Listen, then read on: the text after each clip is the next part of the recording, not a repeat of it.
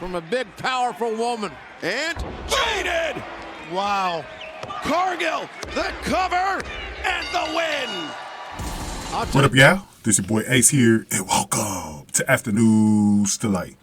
So we had Jade Cargill in a match against Billie Starkz.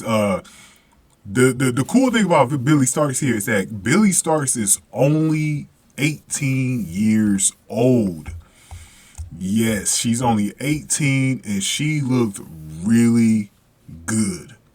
And let me tell you this, man. Billie can wrestle, man. This young girl, she's not your average teenager. I can see why she got signed.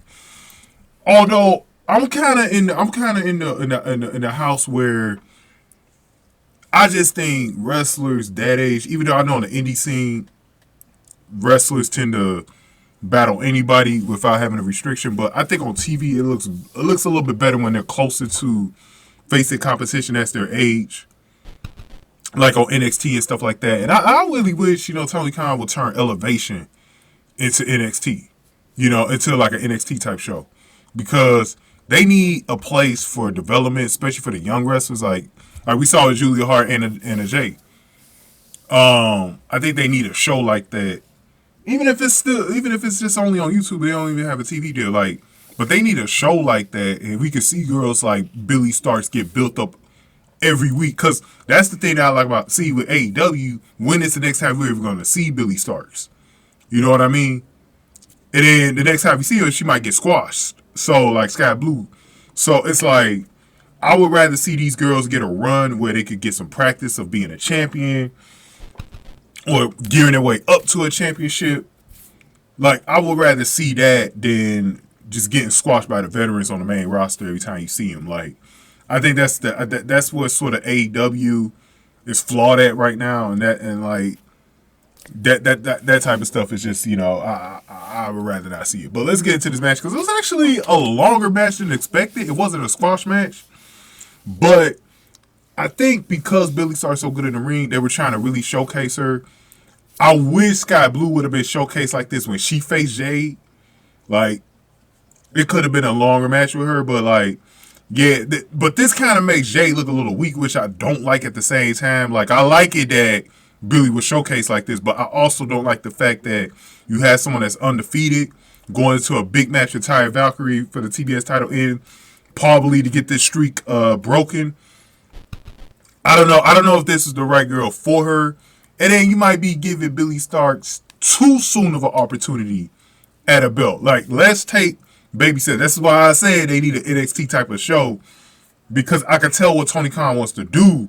But dude, if you've only got these big TV shows, you got to be careful how you showcase your younger talent, bro. You don't want to abuse them and put them in these squash matches like you've been doing. Like I said again, with like Sky Blue and stuff like that, man. Like you've done a good job of slowly building up Julia Hart, letting her be able to train and get better before you even brought her to her first TV match. So we got to watch out for those types of things. But when we came back from the break, Starkz came back with a few kicks, and she even sent Cargill to the outside. Starkz rolled up Cargill for a 2 count.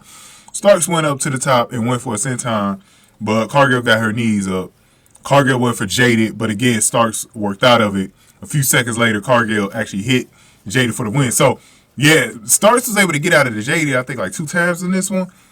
And it was crazy, man, because, you really thought, man, I like how they played that story, though, because it's the way I think Taya Valkyrie story is going to go in the ring with Jade, where she gets out of all of them, and she puts that Jaded on her.